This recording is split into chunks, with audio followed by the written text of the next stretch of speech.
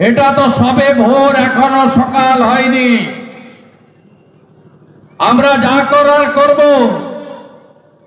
এই রকম জঙ্গল রাজ, জিহাদিদের রাজ, পুলিশ আর সরকার মিলেমিশে হিন্দুদের উপরে আক্রমণ উত্তরপ্রদেশেও ছিল, আসামেও ছিল। আজকে দুটো রাজ্যে এগুলো অতীত হয়েছে। আমরাও এখানে যা করার করব। আপনাদেরও কিছু কিছু কাজ আছে, সেগুলো আপনাদেরও করতে হবে। আমরাও যেমন নেমেছি, 4-5টা দপ্তরের বড় মন্ত্রী ছিলাম, কেউ তাড়ায়নি, হাত পা ধরেছিল, কিন্তু শুধু অ্যাপিজমেন্ট, তুষ্টিকরণের জন্য ফেলে দিয়ে আপনাদের সঙ্গে এসেছি। আমি আপনাদেরকে কয়েকটা কথা আর কয়েকটা পরিসংখ্যান দেব। আজকে আমরা বলি আমরা 70, আর ফিরহাদ হাকিম বলে আমরা 33, মানে আমরা এখানেও 85 থেকে নেমে 67-তে পৌঁছে গেছি। তাই আজকে যে লড়াই ওপার বাংলা করছে না, অস্তিত্ব রক্ষার লড়াই, টিকে থাকার লড়াই নয়।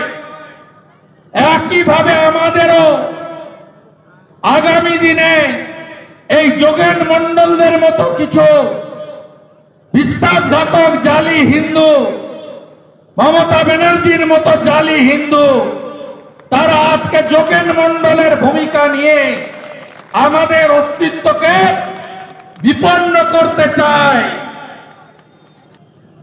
এটাও বলেন আমাদের রাজ্যের সরকার, কি বলেন? ধর্ম যার যার, উৎসব সবার।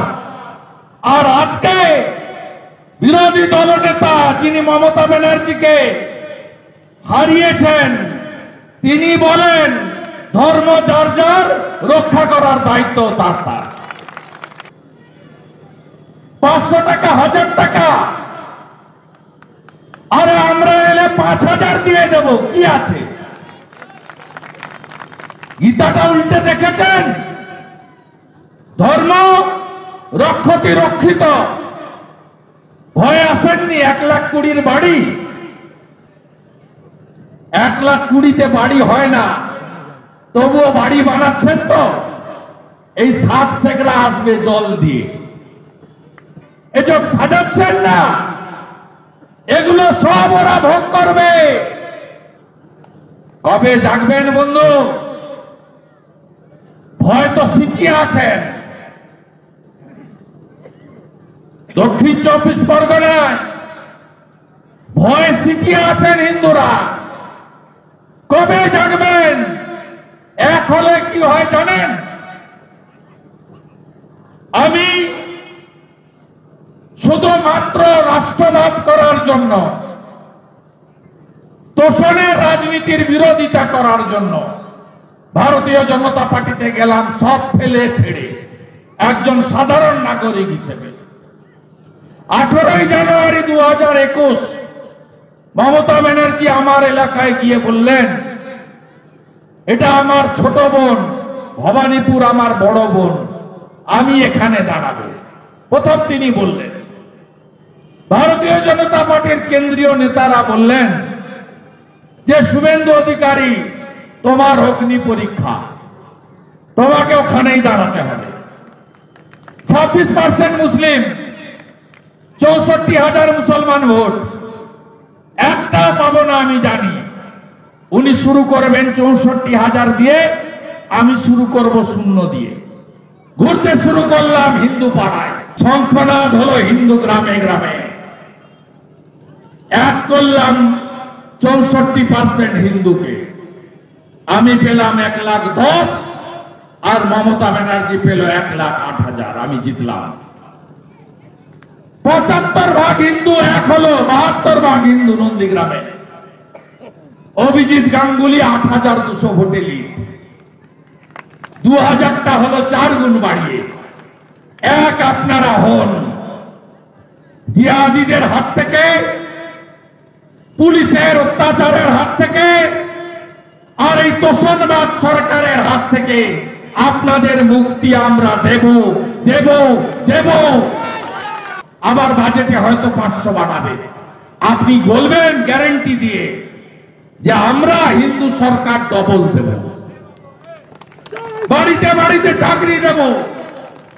1 লাখ 20 বাড়ি হয় না, 3 লাখের বাড়ি করে দেব। যে 1 লাখ 20 পাচ্ছেন তাকে 1,80,000 দেব আরো, আর যে পাননি তাকে 3 লাখের বাড়ি, শৌচালয়, সৌর আলো, নলে জল দেব। কিন্তু সর্বোপরি ধর্ম রক্ষতি রক্ষিত। আর যদি হিন্দু তাকত দেখায় তাহলে কি হয়? সরস্বতী পূজায় যোগেশচন্দ্র কলেজে মমতা ব্যানার্জি এবং তৃণমূলের ঘাঁটি সাবির আলী বলে পুজো হবে না। এক ছাত্রী মাতঙ্গিনীর ভূমিকা নিয়ে হাইকোর্টে চলে গেল। হাইকোর্ট বলল পুজো হবে। পুলিশ দাঁড়ালো বাইরে, বাইরে বন্দুক নিয়ে পুলিশ, আর ভিতরে বিনা হাতে মা সরস্বতী। পুজো হলো। শুনলে অবাক হবে।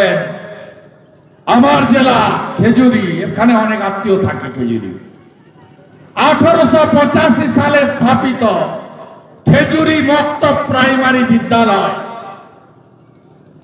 এতদিন পুজো হয়নি। মক্তব প্রাইমারি বুঝেছেন তো? সমজদার কাইসারাই কাফি। নাম শুনে বুঝতে পারছেন কারা ওখানে বেশি। হিন্দুরা একজোট হয়ে গতকাল পুজো করিয়েছে স্কুলে। 140 বছর পরে ঐক্যবদ্ধ যদি হন, শক্তি যদি দেখান, তাহলে যে কোনো শক্তি, তার হাতে পুলিশ থাকুক, অস্ত্র থাকুক, বেশি শক্তি থাকুক, জিহাদি থাকুক, জঙ্গি থাকুক, মিথ্যা মামলা দেওয়ার অধিকার থাকুক, তাকে মাথা নত করতে হবে।